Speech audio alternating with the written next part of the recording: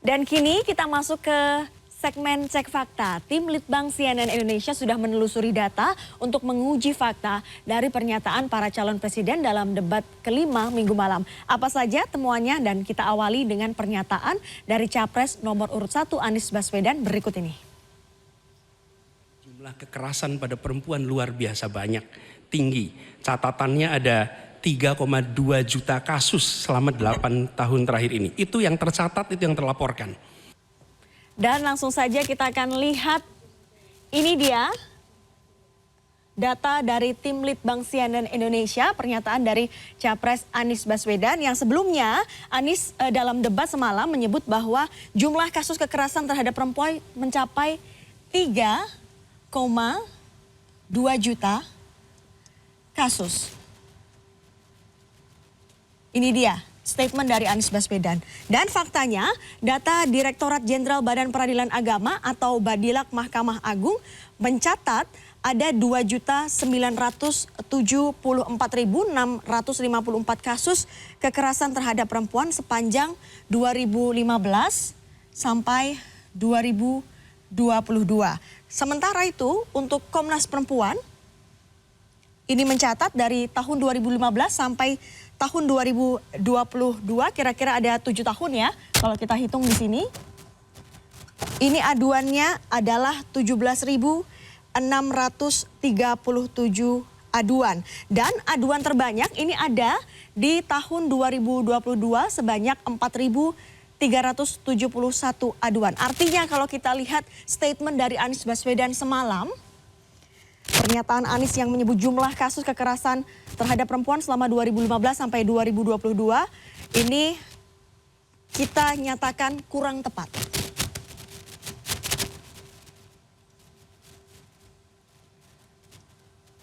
Karena dari data yang Anda saksikan di sini dari Komnas Perempuan dan juga dari Mahkamah Agung, kita lihat di sini jumlahnya tidak 3,2 juta kasus.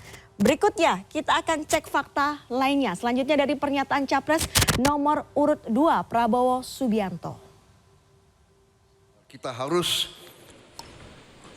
kurangi secara drastis angka kematian ibu yang kita termasuk 10 negara tertinggi angka kematian ibu pada saat melahirkan. Nah, Anda sudah dengarkan, Prabowo menyatakan Indonesia saat ini masuk dalam 10 negara dengan angka kematian ibu yang tinggi. Faktanya, seperti Anda saksikan di sini, Badan Pusat Statistik atau BPS mencatat pada tahun 2020, angka kematian ibu melahirkan mencapai 189 per 100 ribu. Ini angkanya. Angka ini membuat Indonesia menempati peringkat kedua dalam hal angka kematian ibu di kawasan ASEAN. Kematian ibu hamil dan melahirkan di tanah air lebih tinggi dari Malaysia, Brunei, Thailand, dan Vietnam yang sudah di bawah 100 per 100 ribu kelahiran hidup. Sementara itu, Anda juga menyaksikan di data di bagian kanan ini, data Kementerian Kesehatan per Januari 2023 mencatat angka kematian ibu masih di kisaran 305 per 100 ribu kelahiran hidup. Angka ini belum mencapai target yakni 183 per 100 ribu kelahiran hidup. Angka kematian ibu yang dimaksud Prabowo ini adalah kematian perempuan pada saat hamil atau dalam waktu 42 hari sejak terminasi kehamilan atau aborsi tanpa memandang lamanya kehamilan atau tempat persalinan. Itu dia. Artinya apa yang dikatakan oleh Prabowo ini cukup benar ya. Selanjutnya kita akan cek fakta lagi. Oke, kini kita akan masuk cek fakta terakhir dari Capres nomor urut 3 Ganjar Pranowo. Remaja ya, dan kemudian Bapak mesti lihat Pak, perempuan Indonesia, remaja Indonesia itu sebagian besar anemia Pak. Perhatikan itu dulu. Kalau itu sudah, maka dia menikah, perhatikan usianya.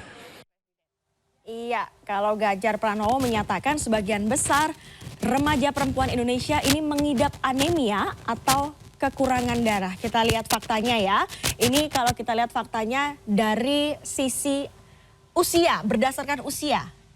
Oke, kita coba ke sini. Berdasarkan usia, ini dia.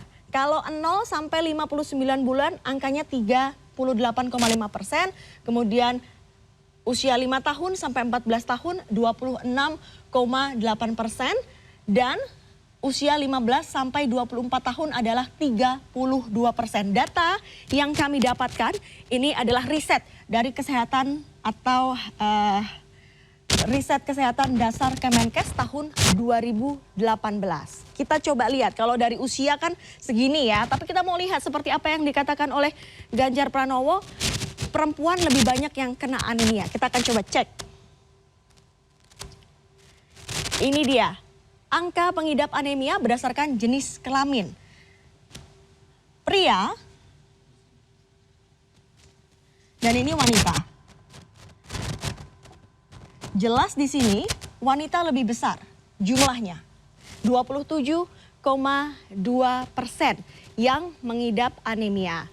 Itu tadi kita lihat seperti apa datanya dari Cek Fakta, dan proporsi perempuan memang di atas rata-rata ya. Artinya pernyataan Ganjar bahwa sebagian besar remaja perempuan Indonesia mengidap anemia atau kekurangan darah cukup akurat. Sebagai catatan, riset kesehatan dasar yang kami jadikan acuan dilakukan Kemenkes setiap 10 tahun terakhir.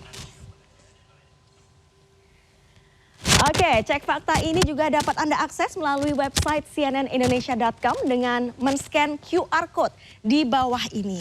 Nih, silahkan di-scan ya, Ferdia, kalau mau cek fakta, mau lihat kira-kira statement-statement ya dari Capres atau Cawapres, benar atau tidak datanya. Ya, sudah dicocokkan oleh Dea ya. Kita ke informasi selanjutnya, Dea dan pemirsa. Jelang pemilihan umum 2024 yang tinggal sebentar lagi, istilah golput ini menyeruak. Nah, golongan ini memilih untuk tidak menggunakan suaranya, baik untuk pemilihan presiden, legislatif, atau perwakilan daerah. Tapi, tahukah Anda ternyata mengajak orang ikutan golput bisa terancam hukuman penjara 3 tahun dan denda hingga 36 juta rupiah. Dan berikut informasinya untuk Anda.